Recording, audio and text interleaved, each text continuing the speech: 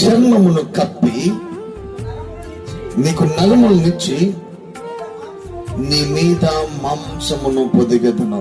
హల్లెలూయా. దేవుడు మనల్ని ఎలా సృష్టించాడో అంటే ఖండనంతో మనల్ని సృష్టించాడు. ఈ ఖండనై మనం ఏం చేస్తాం? తిప్పి పని చేస్తుంటాం. 8వ వచనం చూడండి. నేను చూస్తూ ఉండగా నలములను మాంసమును వాటి మీదకి వచ్చును, ఎముకల మీదకి వచ్చును. ఎండిపోయిన ఎముకలు మాట్లాడుతూ ఉన్నాయి. ఇశ్రాయేలు ప్రజల గురించి మాట్లాడుతున్నాడు.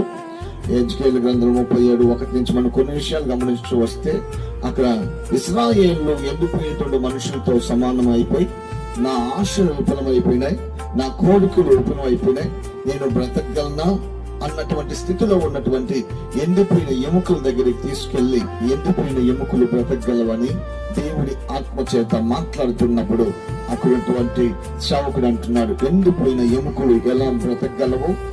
నా మాట జాగ్రత్తగా ఆలకించు, వాళ్ళకి దేవుని వాక్యాన్ని బోధించు. నా ప్రవచన వ్యక్తి వాడితో మాట్లాడినట్టుగా ఎండిపోయిన ఎముకలన్నీ జాయింట్ అయినాయి, ఇప్పుడు అస్థి పంజరాలు అయిపోయాయి. రెండవసారి మళ్ళీ మాట్లాడమన్నప్పుడు ఎండిపోయిన ఎముకలతో మాట్లాడుతూ ఉండగా అప్పుడు చెప్తున్న మాట, వాటి ఎముకల మీదకి ఏమొచ్చిందంట? నరములను వచ్చినాయి, దాని మీద మాంసం పొదగబడింది, దాని మీద చర్మము కప్పబడింది. దేవుని వాక్యం చేత చెప్పబడినప్పుడు ఆ వాక్యానికి ఎండిపోయిన ఎముకలన్నీ అస్థి పంజరములుగా నిలబడ్డాయి. రెండవసారి వాక్యం బోధించినప్పుడు వాటి మీదకి కండరాలు వచ్చినాయి, చర్మం కప్పబడింది, దాని మీద ఇప్పుడు డెడ్ బాడీ అయిపోయింది.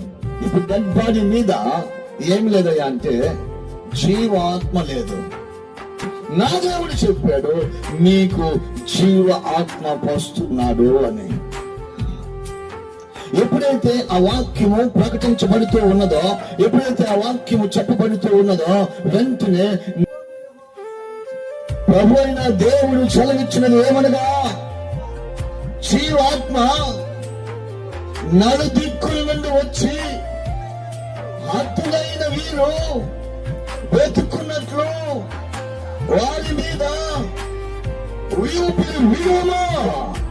అబ్బా, ఎంత బలమైన మాట చెప్తున్నాడు. ఒక ఆత్మ కావాలి ఇంకొక ఆత్మను లేవనెత్తడానికి.